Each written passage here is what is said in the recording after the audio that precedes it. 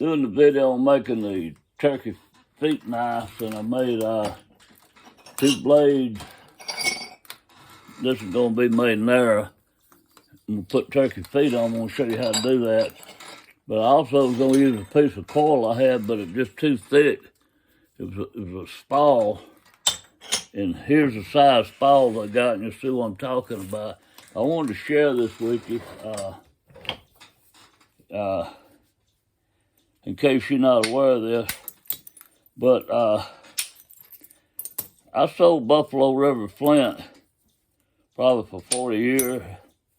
First person to ever sell it to Knapp. And then I got Rex Moore into selling it. And Jim Beasley, Rex Moore was the first 2 besides me that ever sold it. And they were selling it to me, and I was picking it up from them up in Tennessee. Then I was selling it. And the reason I'm telling you this story, I'm playing with this while I'm talking, just looking at this stuff, seeing how it's working. Buffalo River comes in so many grades, and some of it's not worth nothing, but it's Buffalo River. And I taught Rex and Jim Beasley how to grade it and what was not grainy, and didn't take long. You know, anybody can understand something that's grainy and something that's not, and something that's smooth. But anyway, several years ago, after Rex Moore died, wasn't too many people that had Buffalo River, so a couple of them guys realized, hey, he's dead, and I'm going to start selling. I'm going to go find me some. And they didn't know what they were doing, or they didn't care. I really think they didn't know what they were doing. I think they cared. But they were selling a real low-grade, grainy Buffalo, and it put a bad taste in a lot of people's mouth. So if you told them, hey, I got Buffalo for sale, oh, I don't want none of that stuff. I bought some of that stuff, and it was absolutely no good at all. But what they didn't know, it comes in like 9,999,000 trillion different grades. And some of it just wasn't no good. That's all it was to it. Now, you could run it up. I run some of it up to 1,000 degrees and made it work. But the same thing with coil. I was born in DeLand Springs, Florida. In DeLand, Florida. DeLand and DeLand. My grandparents lived in DeLand, but I was born in DeLand.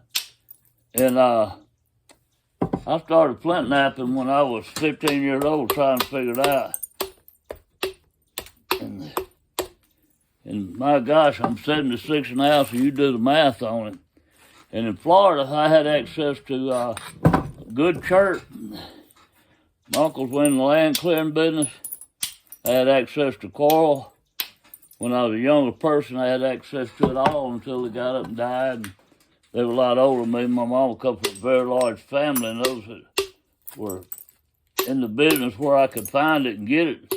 And they were all up around Silver Springs, all down in that area, central part of Florida and stuff. And I lost all of my connections when I was in my probably 30s of having it.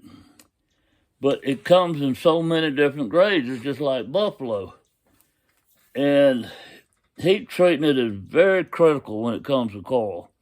You can have a piece of coil, I'm looking to see because I know I got something like that. There we go. Look at how grainy that is.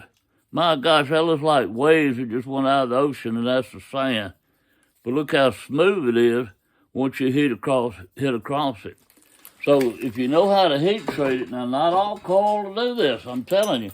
It's where it comes from. It can be grainy, and you can heat treat it for 10 years and it's still going to be grainy and horrible. But some coil, it depends on where it comes from and the type. I'm going to show you. It can be grainy. There's the grainy part come off. Look how smooth it is. But not all of it's like that. So if you bought coil in the past, well, it's no good. I don't want none of that stuff. You don't know what you're missing out on. And I got a good friend that sells coil, and his is pretty good stuff. And I know somebody bought some from him. They said took advantage of them. They couldn't heat treat it and wasn't no good and all this kind of stuff. Well, I bought the same stuff from him and I had great success with it. But I knew how to heat treat it. Look how grainy that is. Look how smooth it come off. Coil is real difficult to heat treat. Some of it is, not all of it. So where I'm coming from with this, to me, coil works easier. I'd rather work coil than obsidian. I can predict it a lot better than I can obsidian. You can just touch coil and the flakes will run where you want to. It's kind of like, if it's good grade, let me back up. It's kind of like blinking your eyes and their lasers go tick, tick, tick, tick, and the flakes just start falling off wherever you want them to come off at. But I suggest you try coil. I got mine from Ryan. I think he's close to Orlando Chatterson. If I say his last name right, I've always had very difficult time saying his name right. But I bought it in whole chunks. And I got big chunks outside of his coil. I never bought any of his heat-treated stuff. But this comes from Million Soul Mine.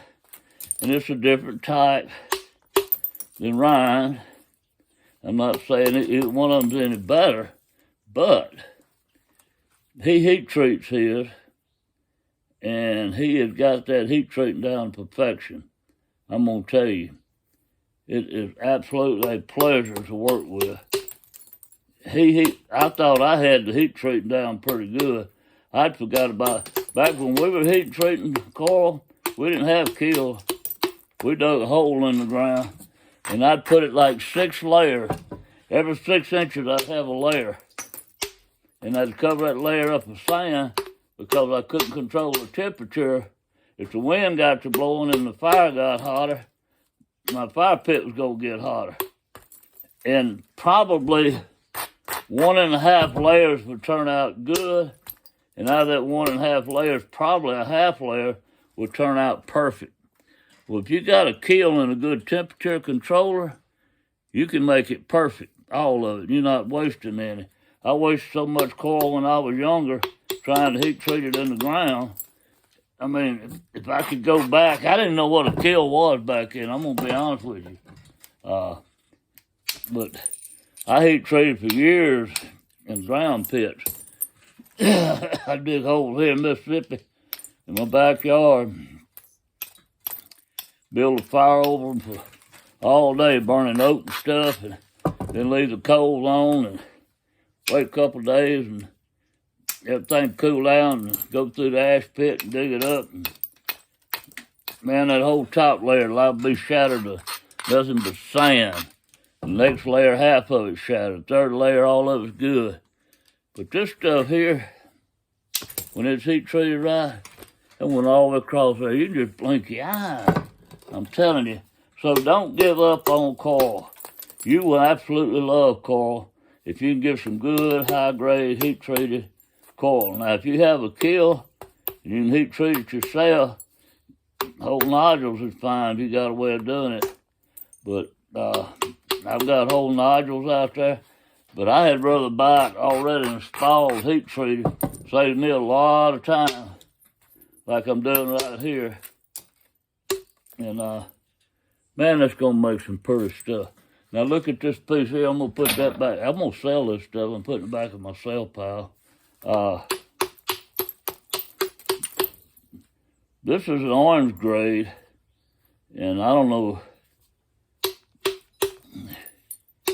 It's my favorite grade. I just like the color of it. Kind of reminds me of sherbet ice cream. And I hated sherbet ice cream. But I love the color to it. Didn't like the taste of it. I thought it was some of the pretty stuff. But this is just, it's smooth as silk. So we're gonna do a little playing around here.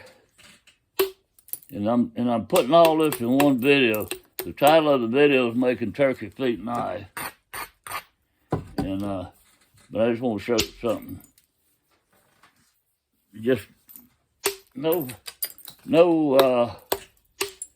hard coming down swing. It's basically a little follow through. I don't know if you noticed it when I swung or not, but basically what I'm doing is I'm just coming down and following through like that. But because it's on my leg, you might not could have noticed it. But I think Novaculite, if it's a good grade in Novaculite, here we go with the same situation. A good grade in Novaculite that's treated to a perfect heat, as high as it can go without it cracking up. It was the easiest material to ever work. It was consistent. It was easy to get problems out of, and very consistent. You don't have any fossils in the Novaculite.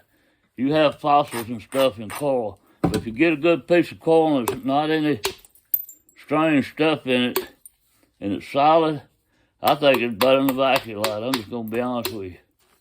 What I liked about the Novaculite, it never was any fossils in it. Boy, that stuff works good.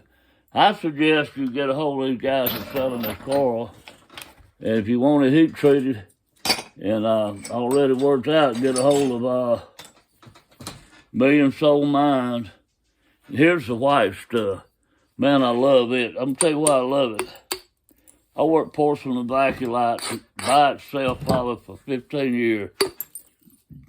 I had an unlimited supply of it, had full access to the quarry, then I was mining it myself. But this stuff right here reminds me so much of it. And now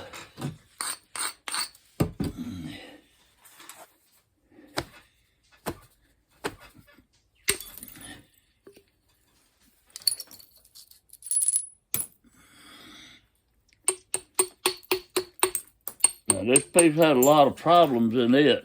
I just shaped it this shape. I hadn't started thinning it. It was a spall. And a lot of this stuff was already in here. And I've got it to this shape. And I'm starting to thin it. I'm going to make a knife out of it. But went through all those problem areas with no problem at all.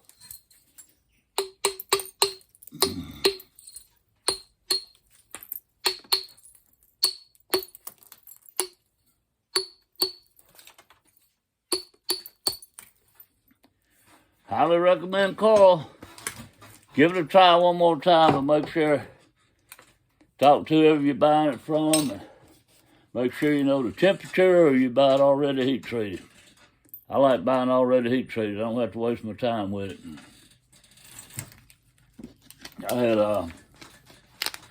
I prefer buying it in spalls, big nodules, and going to Florida and picking it out myself. Then I can saw it. And I got perfect slabs. But if I'm not going to work slabs, I just want to work spalls like these, I'm going to buy it already heat treated, I'm telling you. And here's some up here I played with. I'm going to show you how shiny they are. Look at the shine on that baby right there. And I'll make that one paper thin when I get through it. Look at the blue in that one, and how shiny it is. But these have just been worked down a little bit. I hadn't had time to thin them yet. I'm just shaping them up. This was probably the roughest one in the whole bunch. As far as outside, look how smooth it's getting. I'm going to go back to turkey knife.